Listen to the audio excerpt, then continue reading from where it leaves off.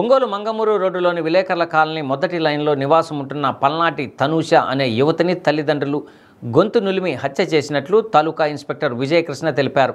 విచారణలో తెలిపిన వివరాల ప్రకారం రమేష్ లక్ష్మీ కుమార్తె తనూష డిగ్రీ చదివి హైదరాబాద్లో ఉద్యోగం చేస్తూ కొద్దికాలం నుండి ఒంగోలులో ఉంటుందన్నారు. ఆ ప్రాంతంలోని ఒక వ్యక్తితో ప్రేమలో పట్టడంతో తల్లిదండ్రులు ఆమెను మందలించారని, అయినా యువతి తల్లిదండ్రుల మాటలను లెక్క చేయకుండా ఆర్టీసీ బస్టాండ్ వద్ద పనిచేస్తున్న ప్రేమించిన అతని వద్దకు వెళ్ళి గొడవ చేసిందని, దాన్ని తల్లిదండ్రులకు సమాచారం చెప్పడంతో తనూషను ఇంటికి పిలిపించి మందలించిన సమయంలో గొంతు నిలిపివేయడంతో చనిపోయిందని తెలిపారు.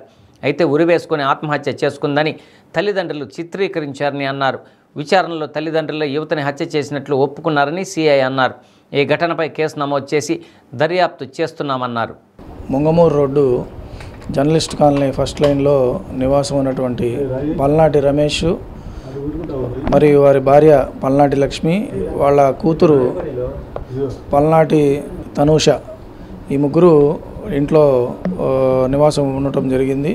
మరి 15వ తేదీ రాత్రి సుమారు 10 గంటల ప్రాంతంలో ఈ పల్నాటి తనూష తండ్రి రమేష్ లక్ష్మి ఇద్దరూ కలిసి వాళ్ళ కూతురైనటువంటి తనూషని గొంతు నులిపి చంపివేసినట్లు తెలిసింది.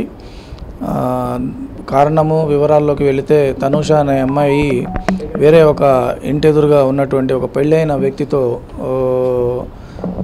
ప్రేమలో ఉందని 1 సంవత్సరం క్రితం తల్లిదండ్రులు మందలించి అటువంటి చెడు వ్యసనాలకు దూరంగా ఉండమని చెప్పినట్లు తెలిసింది.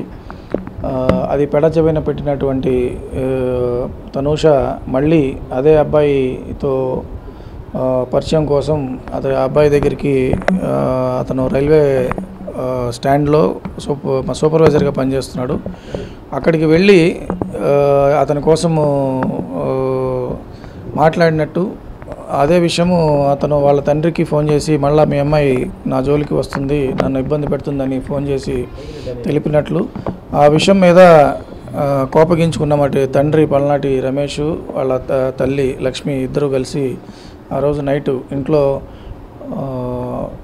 తనూషని గొంతు నిలిపి చంపివేసినట్లుగా మాకు రిపోర్ట్ అందింది. కేసు నమోదు చేసుకున్నాము. దర్యాప్తు కొనసాగుతుంది.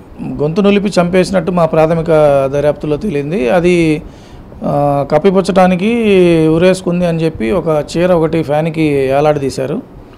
అది మా దర్యాప్తులో అది వాస్తవం కాదని చెప్పి వారే మా దగ్గర ఒప్పుకున్నారు, కన్ఫెస్ చేశారు.